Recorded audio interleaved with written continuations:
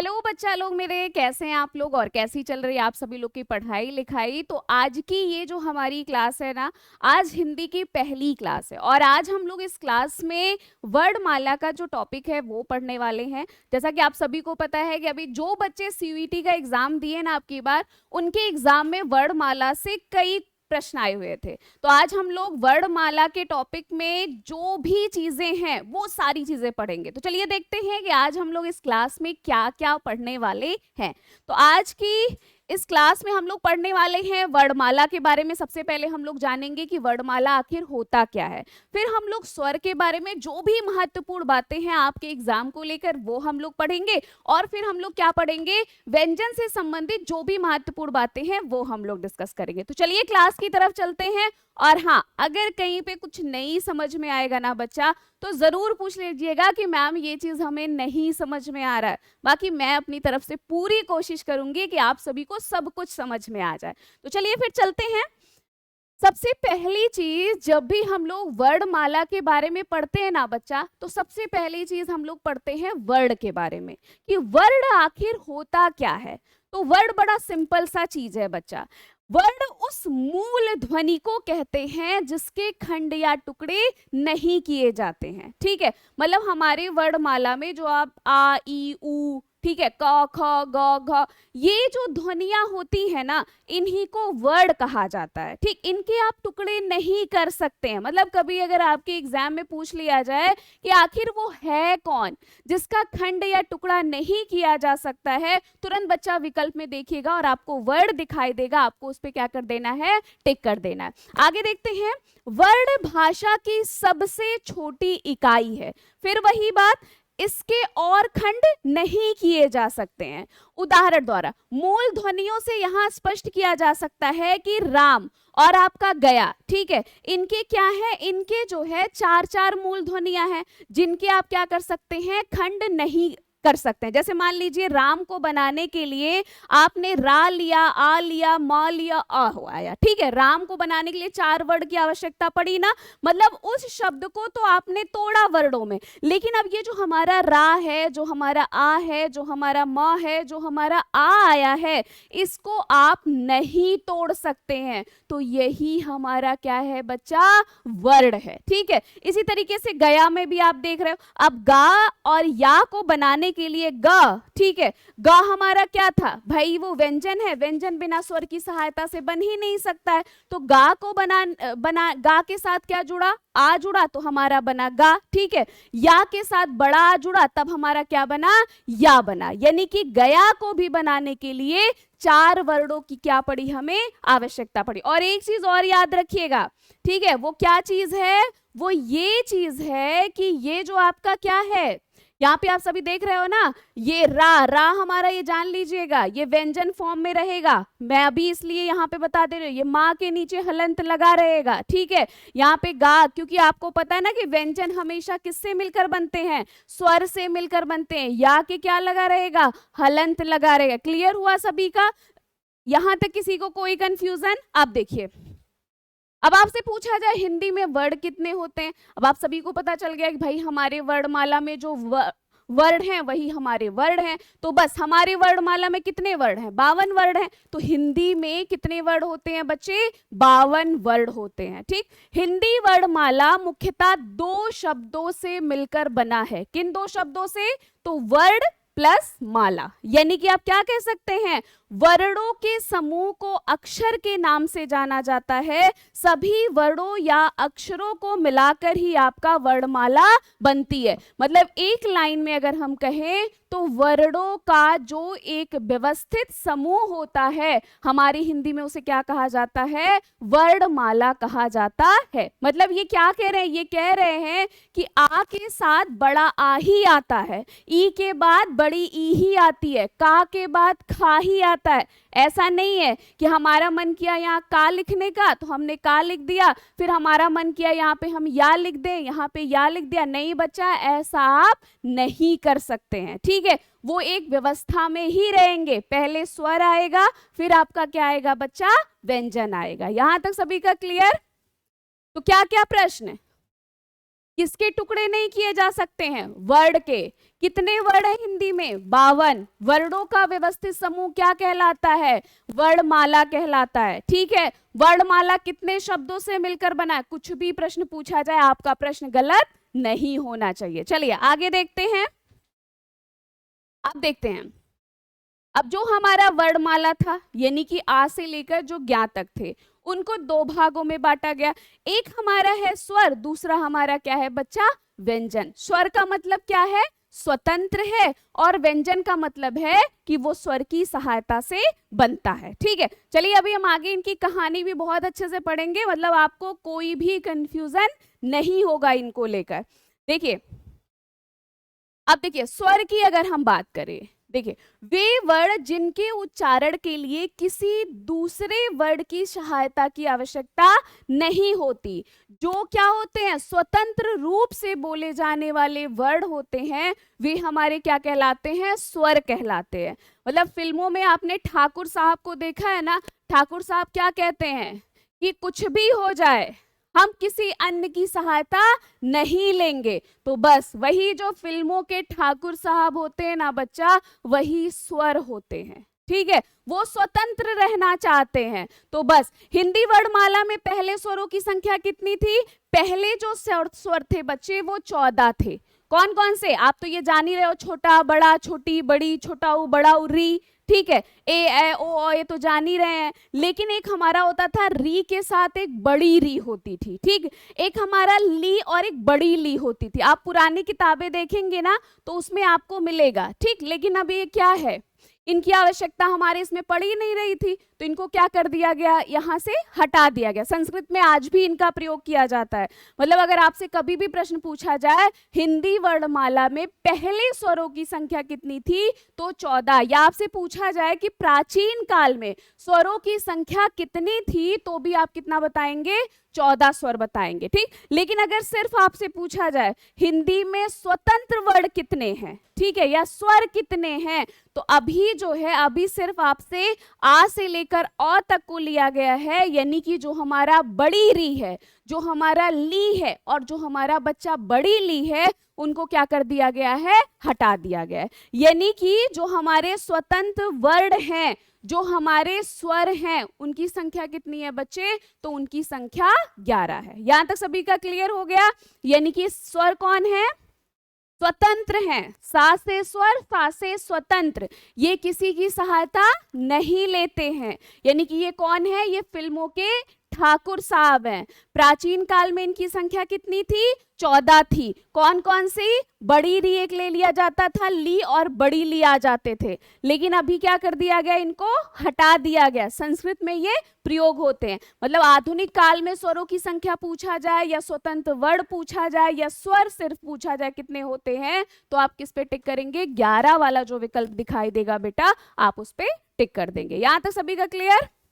चलिए आगे देखते हैं। आगे देखिए, अब हिंदी वर्णमाला में उच्चारण के आधार पर स्वर के 3 भेद होते हैं। मतलब स्वर के जो प्रकार हैं, जो छोटा आ से लेकर आपका अ तक के वर्ड थे, वो क्या थे? वो स्वर थे। वो किसी का सहायता नहीं लेते थे, वो ठाकुर साहब के खानदान के लोग थे। ठीक है, अब उनके क्या थे? उनके 3 परिवार थे, अलग अलग जो है भाई, उनके 3 थे। एक क्या थे? एक का नाम था हर्ष स्वर, दूसरे का नाम था दीर्घ स्वर, और तीसरे का नाम क्या था? प्लुत स्वर था। ठीक, हर स्वर क्या कहता था? जिन वर्णों के उच्चारण में बहुत कम समय लगे, यानी कि जिन वर्णों के उच्चारण में 1 गुना समय लगता है, यानी कि बहुत थोड़ा समय लगता है। जैसे आप बोलेंगे अ, इ, उ, री, तो इनको बोलने में क्या है? बहुत कम समय लगता है, तो उन्हें हर्ष स्वर, या बच्चा अगर आप में पूछ लिया जाए कि मूल स्वर, ठीक, या फिर आपसे पूछ लिया जाए एक मात्रिक स्वर, क्योंकि इनके उच्चारण में कितना समय लगता है? 1 मात्रा का भी समय लगता है। कुछ भी ऐसा पूछ लिया जाएगा तो आप बताएंगे ये यही होते हैं। कितनी संख्या होती है? तो आ, ई, उ, रीस में आ जाते हैं। यानी कि इनकी संख्या कितनी होती है बच्चे? 4 होती है। दीर्घ स्वर, दीर्घ स्वर को हम लोग क्या कहते हैं? इसे द्विमात्रिक स्वर भी कहा जाता है। द्विमात्रिक स्वर, ठीक है, इनके उच्चारण में कितना समय लगता है? 2 गुना समय लगता है। मतलब जिन स्वरों के उच्चारण में हर्ष से ज्यादा समय लगे, यानी कि जिनके उच्चारण में 2 गुना समय लगता है, उसे द्विमात्रिक, ठीक है, या फिर दीर्घ स्वर कहते हैं। मतलब ये थोड़े बड़े हैं। अब इसमें आपका बड़ा, बड़ी, बड़ाऊ, ए ओ आ जाते हैं, ठीक। और प्लुत स्वर कौन है? अब आप सभी सोच रहे होंगे कि जब हर स्वर मैम आ ई उ जो है उसमें आ गए, दीर्घ में बड़ा, बड़ी, बड़ाऊ, ए ओ आ गए, तो हमारे जो स्वर थे वो तो आ ही गए 11 के 11। तो ये कौन है? प्लुत स्वर कौन है? ठीक है, तो प्लुत स्वर को हम लोग क्या कहते हैं? इन्हें त्रिमात्रिक स्वर कहते हैं। त्रिमात्रिक, ये क्या कहते हैं? ये कहते हैं कि जिसके उच्चारण में सबसे अधिक समय लगता है, यानी कि जिन स्वरों के उच्चारण में 3 गुना का समय लगता है, वही हमारे प्लुत स्वर होते हैं। और इसमें हम किसी पर्टिकुलर स्वर को नहीं रखते हैं इसमें, यानी कि कोई भी स्वर है अगर उसके उच्चारण में 3 गुना का आप समय लगा रहे हैं तो बस वही हमारे क्या हो जाते हैं बच्चे? प्लुत स्वर हो जाते हैं। जैसे मान लीजिए हम किसी को पुकारते हैं, अब हमें क्या है? राम को पुकारना है, तो हम क्या बोलेंगे? राम, यानी कि माँ के उच्चारण में हमने क्या लगा दिया? 3 गुना का समय लगा दिया कि नहीं लगा दिया? यानी कि इसमें हमने किसका प्रयोग किया? त्रिमात्रिक स्वर का प्रयोग किया, यानी कि प्लुत का स्वर का प्रयोग किया। ये जो हमारा प्लुत स्वर होता है ना बच्चा, इसका हम रोने में प्रयोग करते हैं, गाने में प्रयोग करते हैं, चिल्लाने में प्रयोग, या हम किसी को जब दूर से पुकारते हैं ना, तो वहां पे हम जिस स्वर का प्रयोग करते हैं वो स्वर हमारा क्या कहलाता है? प्लुत स्वर के नाम से जाना जाता है। जैसे मान लीजिए आपका लिखा रहता है ना, आप देखते हैं जो है, जैसे मान लीजिए ऐसे ऐसे दिया रहता है राम, ठीक है। अब रा के उच्चारण में यानी कि यहाँ पे 3 गुना का समय लगा। ओम, इस तरीके से लिखा रहता है ना, यानी कि ओ के उच्चारण में क्या है? 3 गुना का समय लगता है। प्लुत स्वर की पहचान क्या होती है? कि जिस स्वर में 3 गुना का समय लगाना है उसके आगे हिंदी में जो 3 लिखा जाता है ना, उस तरीके से लिख दिया जाता है, जिससे हम पहचान जाते हैं कि हमारा क्या है? प्लुत स्वर। इनका ज्यादातर पहचान जो प्रयोग होता है ना बच्चा, वो संस्कृत में किया जाता है। ठीक है, यहां तक सभी का क्लियर हो गया? तो वर्णमाला में स्वर को 3 भेद स्वर के हैं। हर्ष स्वर, जिन्हें हम मूल स्वर या फिर एक मात्रिक स्वर के नाम से जानते हैं, जिनमें बहुत कम समय लगता है। दीर्घ स्वर, जिन्हें हम लोग क्या कहते हैं? द्विमात्रिक स्वर कहते हैं, जिनमें उच्चारण में 2 गुना समय लगता है। इसमें आपका बड़ा, बड़ी, बड़ाऊ, ए ओ हो जाते हैं। और प्लुत स्वर, प्लुत स्वर में क्या हो जाता है? त्रिमात्रिक स्वर कहा जाता है। इसमें स्वर के उच्चारण में 3 गुना का समय लगता है। और प्लुत स्वर का प्रयोग किसमें किया जाता है? रोने, गाने, चिल्लाने, या फिर जब हम किसी को दूर से पुकारते हैं। यानी कि प्रश्न आपसे पूछ लिया जाए कि रोने, गाने, चिल्लाने में किस स्वर का प्रयोग किया जाता है, तुरंत बच्चा आप क्या बताओगे? आप कि प्लुत स्वर का प्रयोग किया जाता है। यहां तक सभी का क्लियर? बताइए, किसी को कोई कंफ्यूजन नहीं ना? चलिए, वेरी गुड, बहुत बढ़िया। आगे देखते हैं। अब देखिए, हिंदी व्याकरण में स्वरों का वर्गीकरण भी किया गया है, जो निम्न तरीके से किया गया है। पहला किया गया है जिह्वा की ऊंचाई के आधार पर, यानी कि ये जो जिह्वा है, जब हम ऐसे स्वरों का उच्चारण करें कि जिह्वा की ऊंचाई का हमें पता चले, ठीक है, वो ऊपर नीचे हो, तो वही हमारा क्या है? ऊंचाई के आधार पर स्वर को बांटा गया है। अब इनको पहचानेंगे कैसे? जैसे मान लीजिए यहाँ पे विवृत दे दिया, विवृत में बड़ा है, अर्ध विवृत में ए ओ है, ठीक है, अर्ध समृत में ए ओ है, समृत में ई उ है। अब मान लीजिए इस तरीके से आप रटेंगे, वो आपको याद नहीं होगा। आपको सिंपल सा एक मैं ट्रिक बताती हूँ, आपको उसी ट्रिक के माध्यम से ये क्वेश्चन करना है और कुछ नहीं करना है। जैसे मान लीजिए आपको क्या दिया गया, अब ऐसे लिख दिया आपने बड़ा, ठीक है, इसमें छोटा आ नहीं आता है, छोटी, बड़ी, छोटाऊ, बड़ाऊ, ठीक, ए ओ और औ। अब देखो बच्चे, विपरीत का मतलब क्या हो गया? बड़े भैया, ठीक है, ऐसे याद रखेंगे। या फिर आप कहते हो ना बा से विपरीत, बा से बड़ा, ठीक, तो विपरीत का मतलब क्या हो गया? जो बड़ा आ होगा वो हमारा क्या है, विवृत में होगा। अब बात आता है अर्ध विवृत क्या होगा, जो आधे बड़े रहेंगे। जैसे संयुक्त में क्या हो जाता है, संयुक्त में आपका जो ए और अ है, ठीक है, वो आधे बड़े हैं कि नहीं, मतलब ए में कौन बड़ा है, ए बड़ा है, ओ में कौन बड़ा, अ बड़ा है ना, यानी कि आधे जो बड़े हैं वो क्या हो जाएंगे, वो आपके अर्ध विवृत हो जाएंगे। ये दो भिन्न भिन्न से मिलकर बने होते हैं ना, ये क्या है हमारे, ये हमारे अर्ध विवृत हैं। ठीक, पॉइंट्स क्लियर हुआ यहाँ पे। अब देखिए, अब आपसे पूछा जाए कि समृत क्या हो जाएगा, समृत में बाकी के जो अभी सभी बचे हुए हैं, बाकी के सभी किस में बचे हुए हैं, इसी में सभी बचे हुए हैं ना, ये हमारा क्या हो गया, समृत।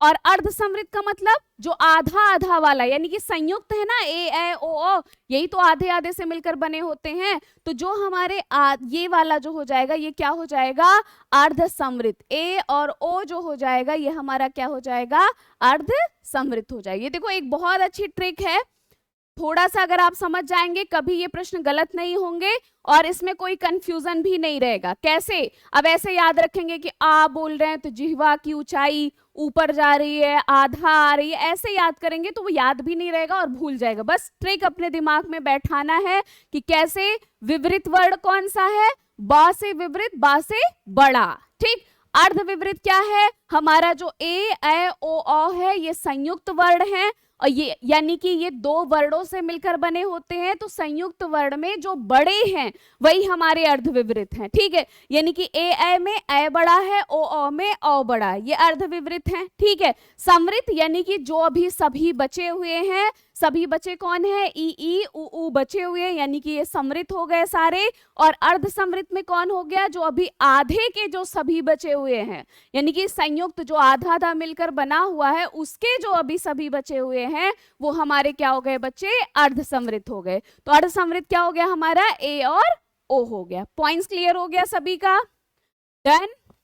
तो कितना बढ़िया ट्रिक है, कभी भी अब आपका इससे प्रश्न पूछा जाएगा ना बच्चा, तो आपका गलती से भी प्रश्न गलत नहीं होगा, ऐसे फटाफट चुटकी बजा के कर ले जाएंगे आप। ठीक है, आगे देखते हैं। देखो एक और है, जिह्वा के उत्थापित भाग के आधार पर क्या है, 3 भागों में बांटा गया है। मतलब उत्थापित भाग का मतलब है जो जिह्वा है वो आगे काम करेगा, उच्चारण करेंगे, बीच में रहेगा, पीछे जाएगा। इनको 3 भागों में बांटा गया है। एक हमारा अग्र स्वर है, मध्य स्वर है और आपका क्या है बच्चा, पश्च स्वर है। ठीक है, अब देखो इनको भी इसी तरीके से याद कर लेंगे। जैसे मान लीजिए आपने क्या है, बड़ा छोटा, इसमें छोटा भी आ जाता है। ठीक है, छोटा बड़ा छोटी, ऐसे लिख लीजिएगा।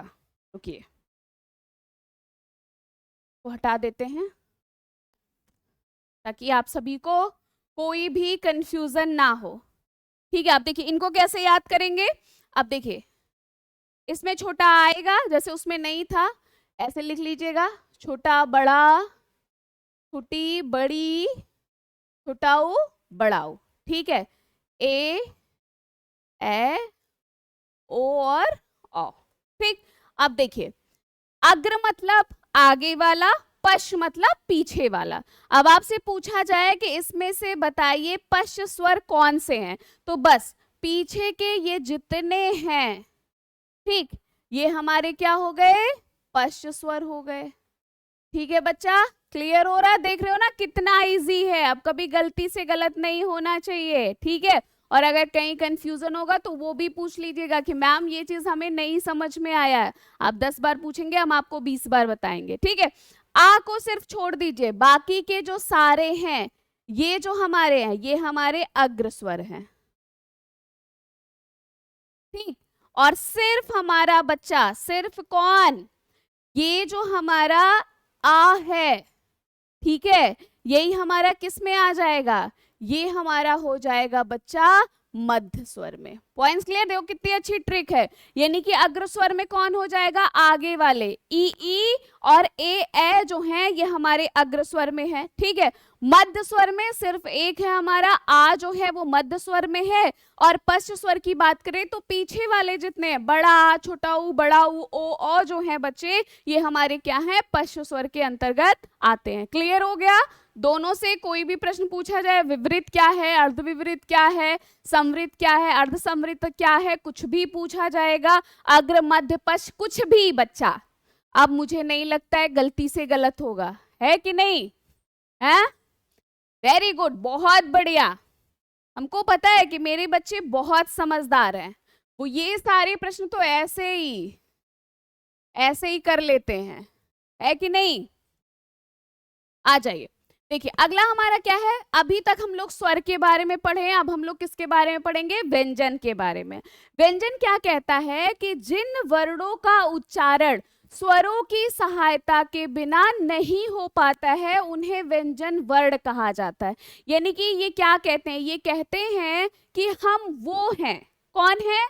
मतलब प्रजा है। स्वर कौन था? स्वर ठाकुर साहब थे।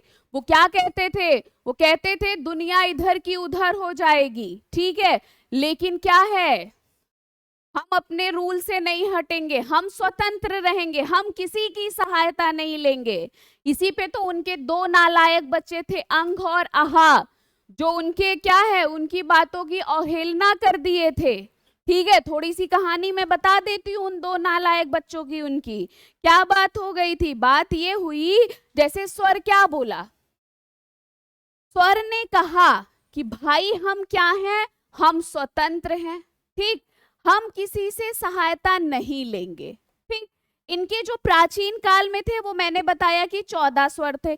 अभी क्या था कि आ से लेकर अ तक के स्वर माने जाते हैं। अब आप लोगों के दिमाग में चलना चाहिए कि मैडम हम तो बचपन से पढ़ते आ रहे थे कि छोटा आ से लेकर आहा तक स्वर होते हैं, का से लेकर ज्ञा तक हमारे व्यंजन होते हैं। अब आप क्या कह रही हैं कि आ से लेकर अ तक स्वर होते हैं। अब हम इनकी कहानी आपको बताते हैं। क्या कहानी थी कि जो हमारा स्वर था वो कहा हम स्वतंत्र हैं, लेकिन इनके जो अंग और आहा थे, ठीक है, क्या हुआ, एक दिन निकले शिकार पे दोनों लोग। अब अंग जा ही रहे थे कि उन्हें ना बहुत पसंद आ गई। अब शादी कर लिए ना से, मतलब पसंद आई नहीं कि शादी हो गया। अब भैया ठाकुर साहब यानी कि स्वर की नाराजगी एकदम चरम सीमा पे, आइए तो आप घर पे। अब आहा क्या था, जब ये देखे कि अंग भैया शादी कर ले रहे हैं तो हम काहे पीछे रहे। ये भी देखे थे, इनको भी एक लड़की बहुत पसंद थी, हाँ बहुत पसंद थी, वो भी गए शादी करके चले आए। जब आए तो भैया बस फिर क्या था, बवाल मचना ही था। बवाल मचा, ठाकुर साहब ने दोनों लोगों को घर से बाहर कर दिया, बोले कि भैया जाइए अपना अपना देखिए। दोनों लोगों ने कहा ठीक है पिताजी जा रहे हैं, और इन्होंने अपना घर बनाया और उसे क्या नाम दिया, अयोगवाह नाम दिया, ठीक है। और कहाँ घर बनाया, जहां पर स्वर का अंत हो रहा था और व्यंजन की शुरुआत हो रही थी।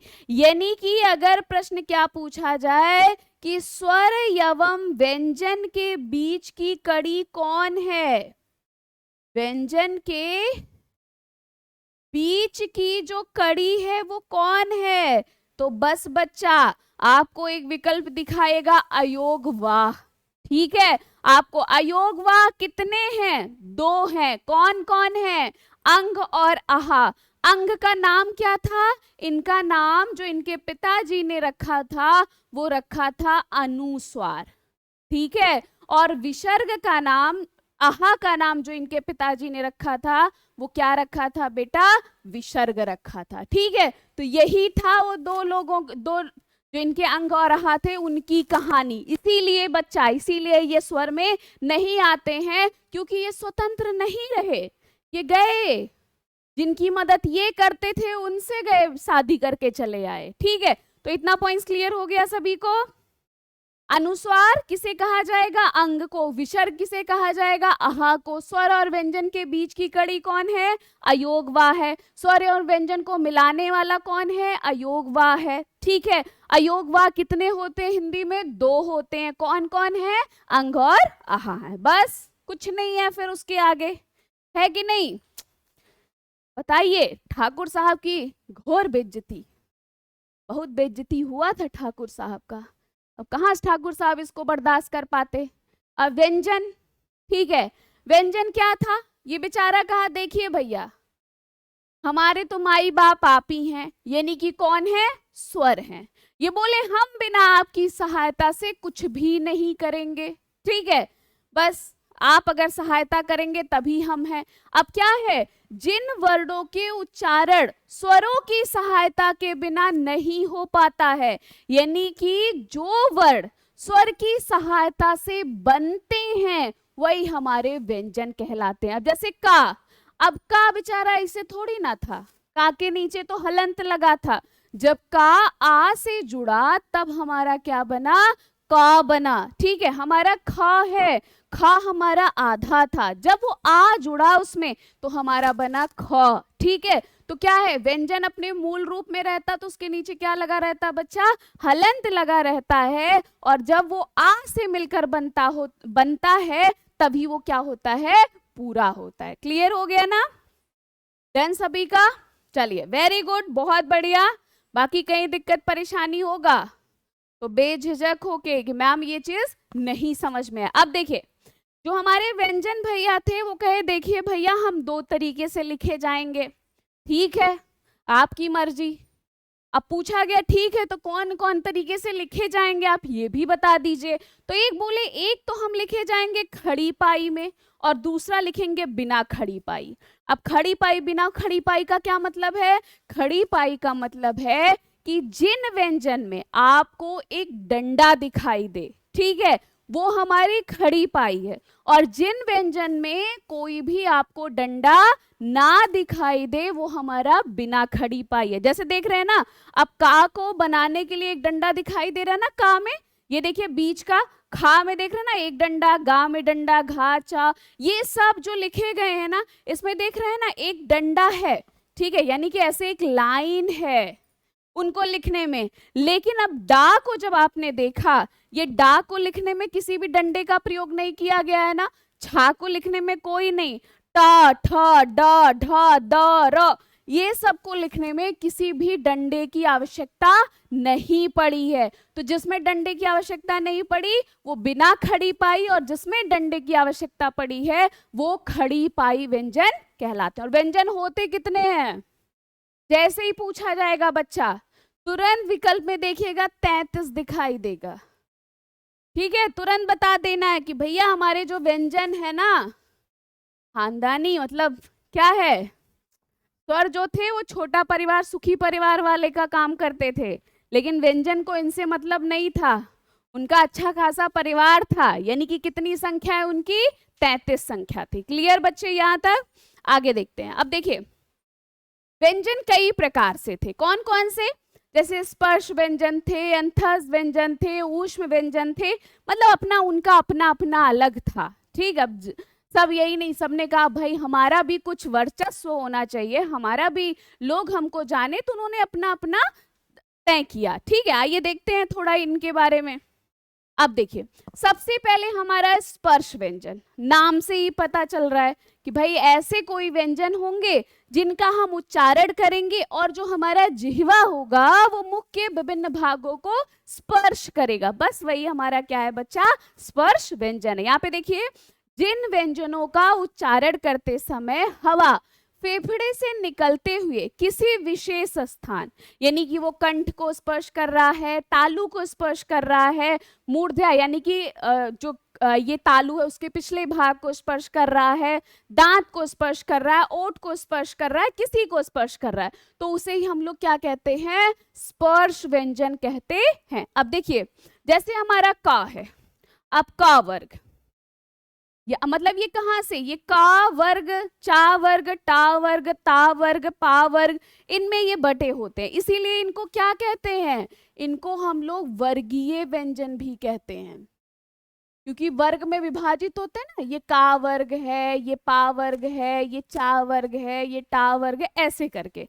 अब देखिए जैसे ही आपने का उच्चारण किया, बोलिए क ख ग घ अंग, आवाज कहां से निकल रही, गले से निकल रही है ना, यानी कि कंठ का आपने प्रयोग किया कि नहीं किया, कंठ का प्रयोग। इसी तरह जब आप बोलेंगे चा छा जा झा, तालु का प्रयोग कर रहे हैं ना, यहाँ पे ये हमारा तालव्य है, ठीक है। अब क्या है, आप बोलेंगे टा ठा डा, जिह्वा जा रही है और क्या हो रहा है, तालु के पिछले भाग को स्पर्श कर रही है, यानी कि ये क्या है, ये मूर्धन्य है। ठीक है। आप बोलेंगे ता था दा धा, जीवा किसको, दांत को स्पर्श कर रही है ना, यानी कि ये दंत है।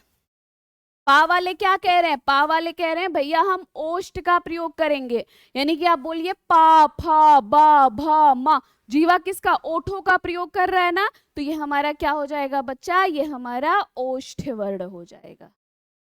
ठीक है। तो आप देख रहे हैं ना, हर व्यंजन जो है जब हम उच्चारण कर रहे हैं तो जिह्वा के विभिन्न भागों को स्पर्श कर रहा है ना, तो इसीलिए ये हमारे क्या कहलाते हैं, स्पर्श व्यंजन कहलाते हैं। जब कभी भी बच्चा इनकी कुल संख्या पूछी जाएगी तो याद रखिएगा कितना होता है, इनकी टोटल संख्या 5, 10, 15, 20 और 25 होता है। एक चीज और, कभी कभी आपको 27 भी दिया रहेगा। ठीक है, 25 ना देखिए, वो 27 दिया है और एक विकल्प दे दिया इनमें से कोई नहीं, तो हैरान परेशान होके तुरंत इनमें से कोई नहीं वाला मत लगा दीजिएगा। ठीक है, तब आप 27 लगा दीजिए। कभी भी अगर आपको क्या है, अभी जैसे एक एग्जाम में 25 और 27 दोनों दे रखा था, तब आपका 27 होगा। क्यों 27 होगा, क्योंकि ये जो हमारे डा ढा वाले भैया है ना, डा ढा जान रहे हो ना, दो वर्ड हैं टा वर्ग में, जैसे डा और ढा, इन्हीं से दो वर्ण और निकले हैं, ढा और अढ़ा। इनकी क्या कहानी थी, ये कहें कि जब आपको उच्चारण में असुविधा हो, ठीक है, तो आप क्या कर सकते हैं, हमारे नीचे बिंदी लगा सकते हैं। ठीक है, मतलब आपको डरना लिखना था, तब तो आपने डा का प्रयोग किया, आपको उच्चारण में कोई असुविधा नहीं हो रही थी। लेकिन अगर आपको सड़क लिखना हुआ, तो जब आप बिंदी नहीं लगाएंगे तो आपको उच्चारण में असुविधा हो रही है कि नहीं, आप बोलेंगे सड़क, सड़क, गलत हो रहा है ना। लेकिन जैसे ही आपने इनके नीचे बिंदी लगा दिया, आप बोलेंगे क्या, सड़क। ठीक, उच्चारण में आपको कोई असुविधा नहीं हो रही है। मतलब आपको बोलना था ढोल, तब तो कोई दिक्कत नहीं हुआ। ठीक है, लेकिन अब आपको बोलना था पढ़ाई, तो जब आपने बिंदी नहीं लगाया, ठीक, तो आपको उच्चारण में असुविधा हो रही है कि नहीं हो रही है। जैसे ही आपने बिंदी लगाया वैसे ही क्या हो गया, नहीं तो पहले आप क्या पढ़ रहे थे, पढ़ाई, पढ़ाई, गलत हो रहा था ना, अब आपका क्या हो गया, पढ़ाई हो गया। यानी कि डा ढा से दो वर्ण और निकले हैं जिन्हें हम लोग ढा और अढ़ा कहते हैं। तो भाई हैं तो इन्हीं के लोग वो है ना, तो इसीलिए वो दो और ऐड हो जाते हैं, इसीलिए टोटल संख्या कितनी हो जाती है आपकी, 27। मतलब अगर आपके विकल्प में 27 दिया है, 25 नहीं दिया है, तो आपका सही विकल्प 27 होगा। यदि आपके विकल्प में बच्चा 25 और 27 दोनों दे रखा है, तो आप पहले किसको लगाएंगे, 27 को, नहीं तो प्रश्न गलत हो जाएगा। ये पूछा गया प्रश्न है। अब इनको देखिए, ये जो हमारे दोनों लोग निकले हैं ना, इनको कई नामों से जाना जाता है। इन्हें क्या कहा जाता है, इन्हें उच्छिप्त कहा जाता है, उच्छिप्त व्यंजन। क्योंकि जब आप इनका उच्चारण करेंगे ना, आप बोलेंगे डा ढा, जीवा जा रही है और क्या कर रही है, तालु के पिछले भाग को स्पर्श कर रही है। लेकिन जब आप बोलेंगे ढा अढ़ा, जीवा झटके से बाहर की तरफ आ रही, इनको कहते हैं अतिरिक्त व्यंजन, अतिरिक्त व्यंजन।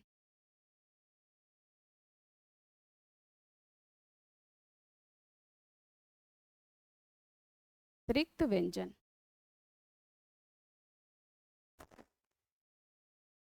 व्यंजन, ठीक है।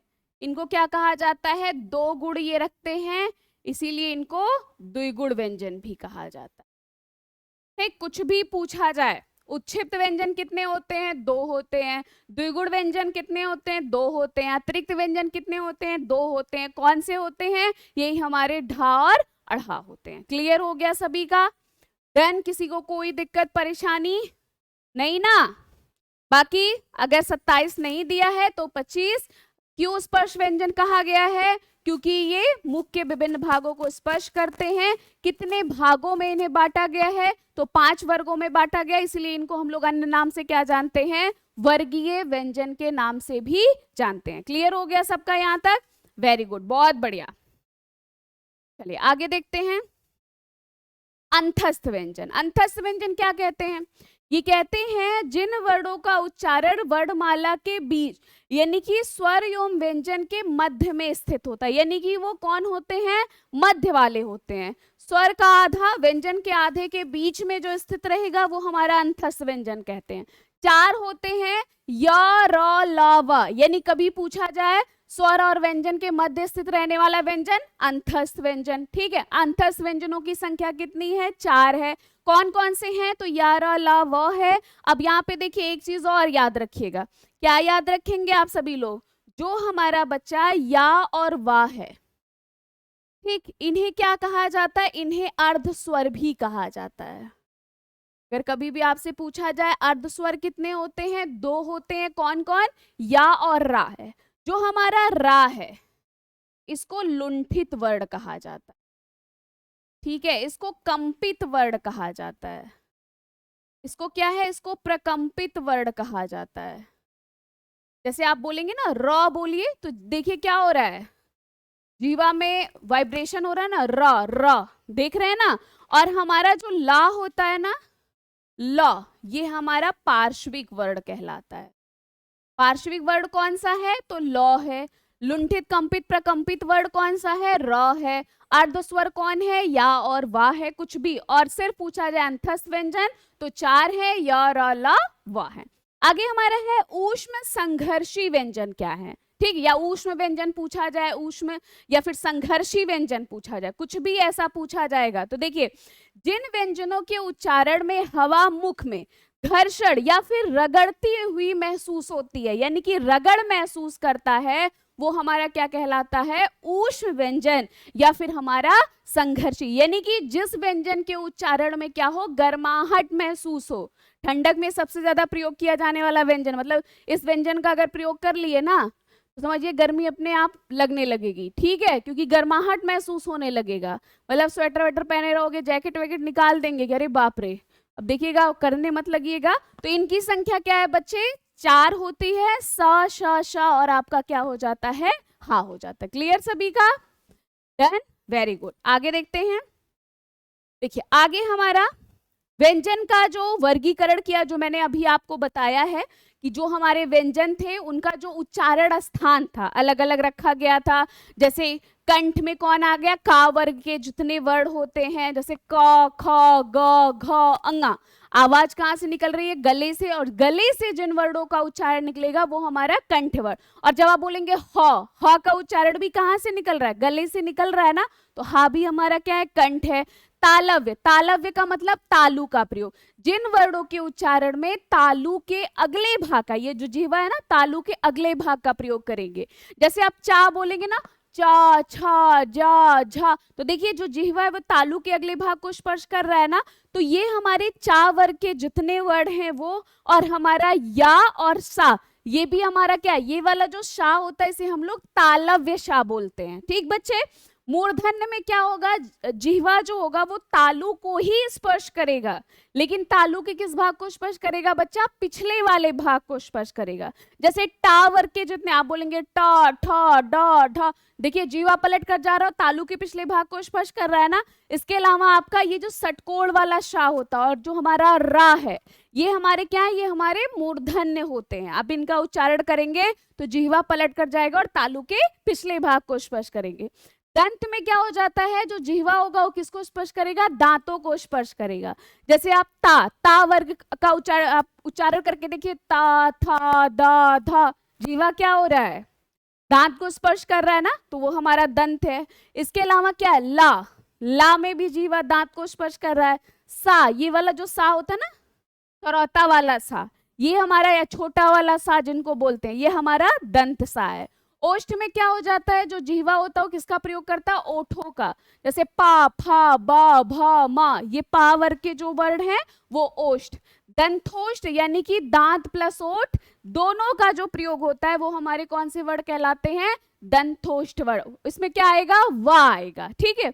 और अनुनासिक जान ही रहे हैं, प्रत्येक वर्ग का जो आपने पढ़ा ना, का वर्ग, पा वर्ग, चा वर्ग, टा वर्ग, उसका जो अंतिम वाला वर्ण होता है ना बेटा, उसे ही हम लोग क्या कहते हैं, अनुनासिक वर्ण कहा जाता है। या फिर इनको क्या कहा जाता है, इनको पंचमाक्षर भी कहा जाता है। पंचमाक्षर, ठीक है। अगर पंचमाक्षर दिया रहे, अनुनासिक, नासिक के वर्ड कुछ भी ऐसा करके लिखा रहे, आप इनको कहेंगे, ये इनको कहा जाता है। क्लियर यहां तक? वेरी गुड, बहुत बढ़िया। आगे देखिए, घोषत्व के आधार पर, यानी कि घोष के आधार पर। तो देखिए, अघोष और घोष, इसको हम लोग क्या बोलते हैं? घोष को सघोष भी बोलते हैं। अब देखो इनको कैसे याद रखेंगे, बहुत इजी सा ट्रिक है। अघोष और सघोष, यानी कि घोष के आधार पर दो भागों में बांटा गया है, एक है अघोष और दूसरा है सघोष, या फिर जिन्हें क्या कहा जाता है? घोष कहा जाता है, ठीक है। इसमें देखिए, अघोष में क्या है? आगे के, आ से अघोष, आ से आगे, यानी कि प्रत्येक वर्ग का आगे वाले जो वर्ड होते हैं, आगे में कौन? पहले और दूसरे जो वर्ड होते हैं, आ से अघोष, आ से आगे, आगे वाले जो वर्ड, यानी कि प्रत्येक वर्ग का पहला और दूसरा जो वर्ड होता है वो है अघोष। सा से सघोष, सा से सभी, बाकी के जो सभी बचे, यानी कि ये वर्ग वाले आएंगे जो स्पर्श व्यंजन में आपने वर्ग पढ़ा ना, का वर्ग, चा वर्ग, टा वर्ग, पा वर्ग, बस वही वाले आएंगे, ठीक है। अब सा से सघोष, सा से बाकी सभी, यानी कि 5 वर्ड होते थे ना, तो 3 4 5, बाकी के जो सभी रहेंगे वो हमारे सघोष में आ जाएंगे। जैसे देखिए, का वर्ग में का खा, ठीक है, चा वर्ग में चा छा, टा वर्ग में टा ठा, ता वर्ग में ता था, पा वर्ग में पाफा, ठीक है। ये आगे वाले हैं ना, प्रत्येक वर्ग का पहला और दूसरा।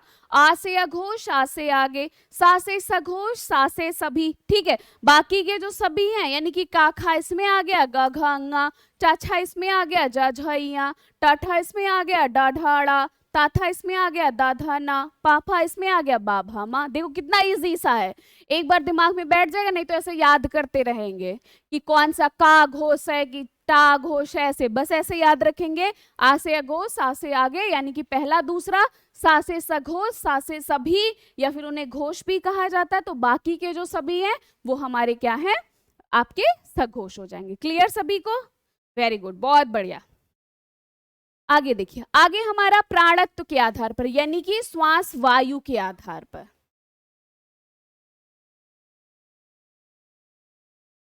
ठीक है, अब इनमें क्या होता है? इनको भी दो भागों में बांटा गया है।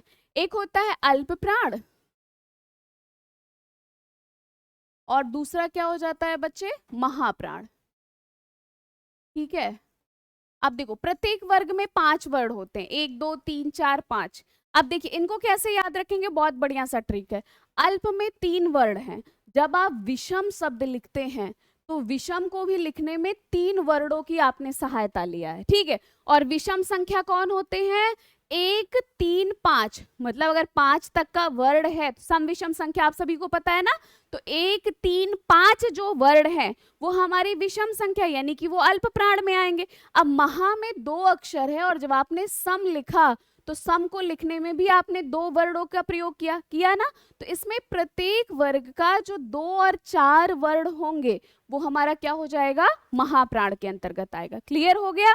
यानी कि प्रत्येक वर्ग का अल्प में 3 अक्षर हर वर्ग का इसमें लिया गया है, यानी कि का वर्ग में चा वर्ग, पा वर्ग, टा वर्ग जो है, और एक वर्ग में कितने आते हैं? 5 वर्ड आते हैं।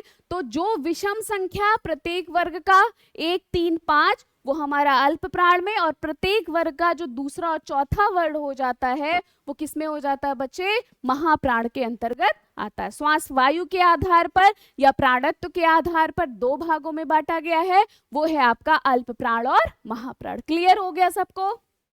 कितना इजी सा है, फालतू परेशान होते हैं आप सभी लोग हैं।